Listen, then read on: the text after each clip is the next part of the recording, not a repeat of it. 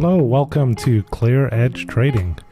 I wanted to show you how to load your strategy onto a chart once you've claimed it in ORBer, whether it be a balanced strategy or the wild ORB strategy or any future strategies that we may release.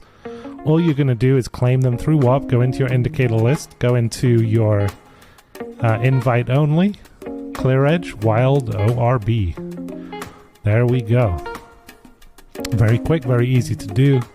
One of the things that you can do right away is go into the settings.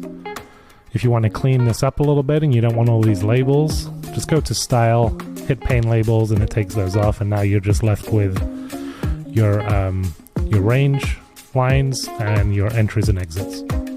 Pretty easy.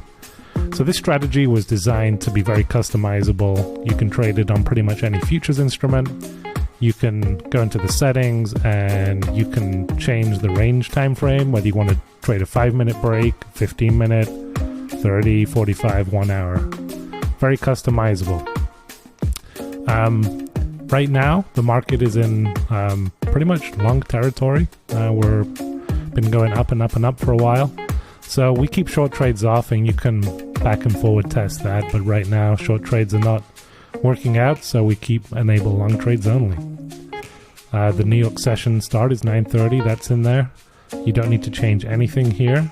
This is our exit method, and right now it's on a 21-day wilder. You can change it to a 14 to tighten it up a little bit if you want, but we find 21 works pretty well. The standard default setting is a 15-minute break. That's just what we've been testing, and it's been working very well. Fixed risk in dollars. This will be the maximum risk that you are willing to allocate per trade. So let's say $300. It works for your account size.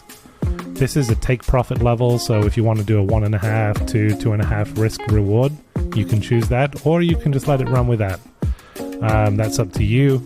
But for this purpose, we'll leave it off. Trade filtering is our secret sauce. This kind of helps you stay away from trades that have less probability. You can try it on and off and see what works better for you, and you can adjust these settings too. Contract size. This is the maximum contracts that you're allowing the strategy to take.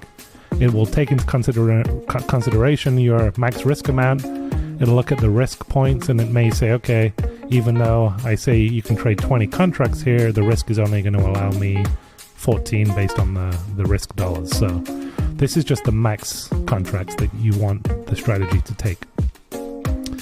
But it'll still abide by this fixed risk dollars. Forced exit, this will be if none of the other conditions are met, it will exit automatically at 15:55. I like to put this at 45 just to stay away from those end of day shenanigans. And that's pretty much it. That's the standard sort of settings that we've been testing, but again, we encourage you to test it on various time frames, different futures contracts, whether that be NQ, gold, silver, palladium, whatever you want. You can test different sessions. You can maybe want to test the Asia start session. You can take this back to the London session. However you want to trade it, just try different things, try different instruments.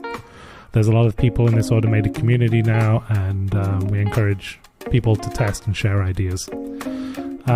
So with these standard settings, how's it performed? Well, right now we're showing, let's go 90 days.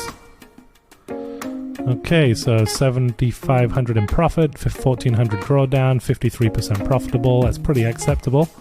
That will work within most prop accounts. It's about a $2,500 a month profit with 1,400 drawdown.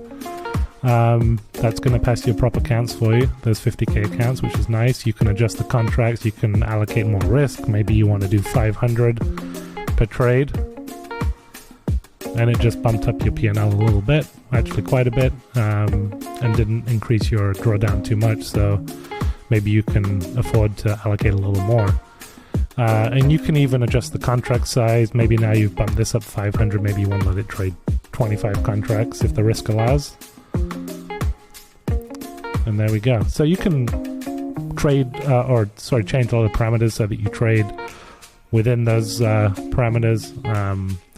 But as you can see, it's been pretty profitable with these settings. But again, we strongly encourage you to test different things and always back test first and forward test and be on paper so you can get comfortable with it and learn how the strategy trades. And then you can adjust it and make those changes that you think are going to benefit your trading. Again, you can look back, you can go into different sessions and change this opening range to the Asia session, to the London session, and just try different things on different instruments. And I think you'll be pretty pleased with the versatility of this particular strategy.